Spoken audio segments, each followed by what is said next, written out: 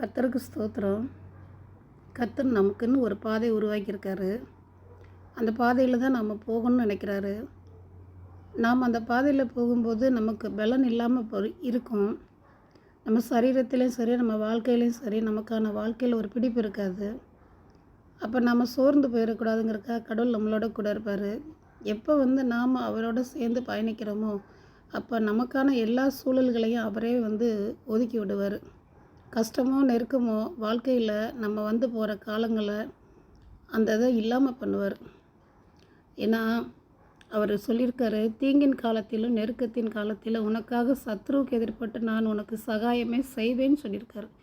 அப்படிப்பட்டவர் நீங்கள் எப்பெல்லாம் அவரை கூப்பிடுறீங்களோ அப்போல்லாம் அவர் உங்களிடத்துல சொல்லுவார், என்னை நோக்கி கூப்பிடு, நான் உனக்கு உத்தரவு கொடுப்பேன்னு. அதனால் தேவனோட பேசுங்க, உங்களுக்கு ஜெயம் உண்டாகும்.